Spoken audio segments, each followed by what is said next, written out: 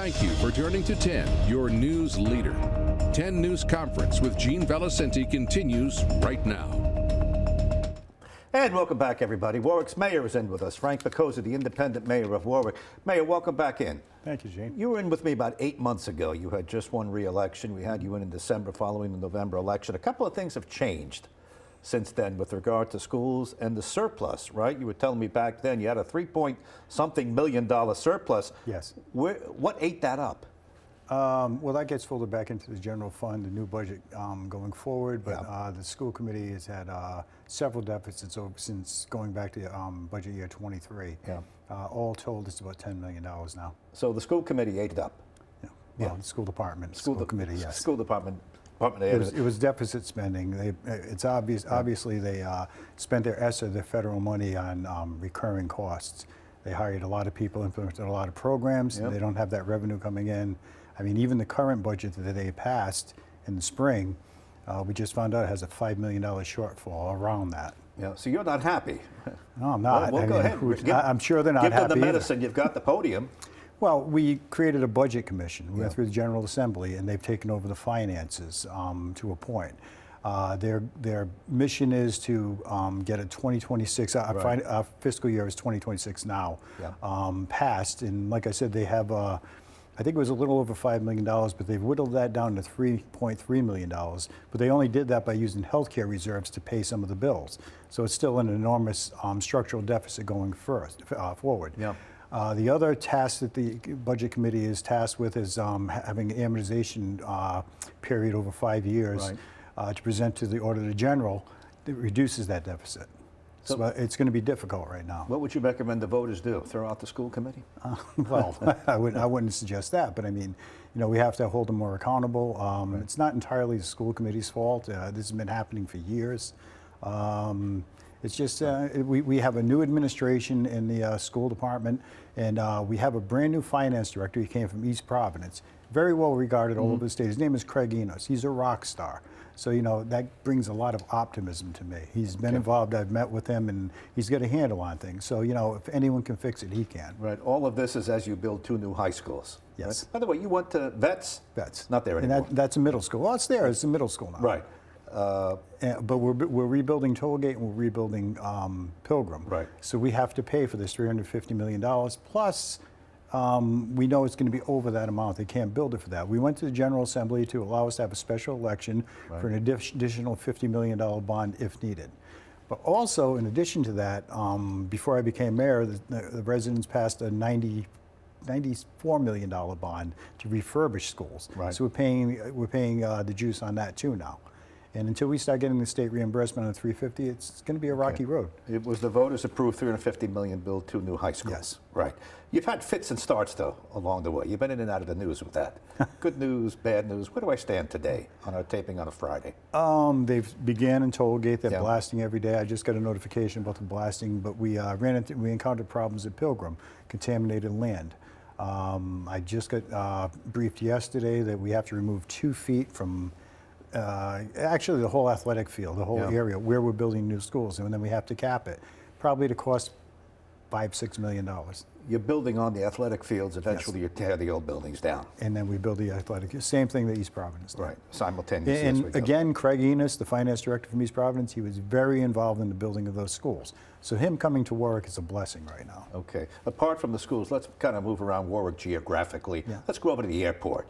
That cargo facility is coming. Yeah. I know that you prevailed upon them to give the trucks their own way to get in, so that they're not tying up your school streets. Give me a visual. You know, whether you live in Warwick or not, we all pass through it. You're like the hole in the donut. Trucks coming off Route 37. I'm sorry, truck is coming off the Route 95 airport connector. Yes. He's going down toward the airport. Where is he going to get off? Give me a real visual for him to get to this new cargo facility. On airport property, they're putting one of your favorite things, a rotary. Okay, but before I'm on the airport connector, I go. Eventually, I can go to the airport or I can get off Post Road. How's the ramp going to work for him, the trucker? Well, it's after Post Road, and it's right when you get onto airport property. Instead of going all the way in, you'll get off there. So is he back on? Is he getting on Post Road? Nope. Not touching Post Road. So is he gonna fly over, or is he gonna use the same ramps that get him to the airport? No, they're installing new ramps to get to that. New ramps. Yes. Over into the airport property. Right. And then what about this rotary? The rotary will put them towards the cargo facility, and they'll come back that way. Okay, and this is, well, the cargo is going to be a big deal over there, even It more is. than it is now, Yep. by the way. Oh, I've never been against that. We need Yeah. it. We need it Right. here in Rhode Island. I mean, but you know, it was just the way it affected Warwick that I was against. And Yeah. you know, we didn't have a lot of asks. I guess they were expensive ones, but you know, they finally relented and they're doing it. Well, you know, the airport used to be in the news so much. People so fed up with the sound, but I don't hear complaints anymore. Do they still complain to you? Oh, I do. See, now that hasn't been in the news in years. Well, I think because it's old news now. I mean, you know, people, they're bothered by the noise, they're bothered by the landing patterns, but it's just something we have to live with. No one that lives in Warwick lived there before the airport was there. That's true. The airport was there first. I know, and Yeah. you know, we bought our houses there, and I think you know, we just kind of live with it. I mean, the people in Johnson live with the smell from the landfill. It's just a fact of life. Now, around that area, we'll do it geographically, you've got the new buildings going up. There's going to be housing there. Post Road's been amazing, an amazing transformation in the last 5 years. We had Ann and Hope that was closed for over 20 years. Yep. That's a U-Haul storage facility, beautiful facility too. And in the front of that, they built a Starbucks, another Taco Bell. I think we have 4 now. Very popular. I don't Taco care Bell capital. Yeah, there's another one coming, another chain restaurant there. I forget Yeah. what it is. The old Carvel ice cream has been torn down. They're getting very close to developing that. Right. The Sheridan Hotel that was closed down after COVID, they're building apartments in there. They're already renting them. Right. Right next door, if you're an old timer, Valley Steakhouse used to be there. Yep. Then it became airport parking, and when they built the garages, they did away with that. So it's just been an ugly abandoned field for decades. It's owned by Janco, Yeah. and actually they just came forth with a proposal they're moving forward with to build 180 apartments there. Further down the road, right next to Cello's, used to be a restaurant called the Great House. They're building Yep. 2 hotels. Next to that, it's a 220 unit apartment building, and they're luxury apartments. So you've got a lot of housing going right up against the airport. Yes. And you think that's good. You'd rather it housing there than airport take it over, take it off the tax Exactly. rolls? I know the airport was very interested in the site that Janco owns. They were very interested. It would come off the tax rolls. It would be a parking lot or an entrance or an exit. It wouldn't be, you know, helpful Right. to residents of Warwick. That we're beautifying that street. I mean, New England Tech is actually stepping up what they used to do on that campus. They have a welding program. The president told me they have a lot more plans for that instead of just trying to sell it. So Post Road's going back to his glory days. Just quickly, you mentioned Janco. That's Newport Creamery. Newport Creamery, we used to be Burger King. Yeah, you know what happened to them in Garden City. They're losing their lease. They're looking for another spot, they said, in Cranston. Yeah.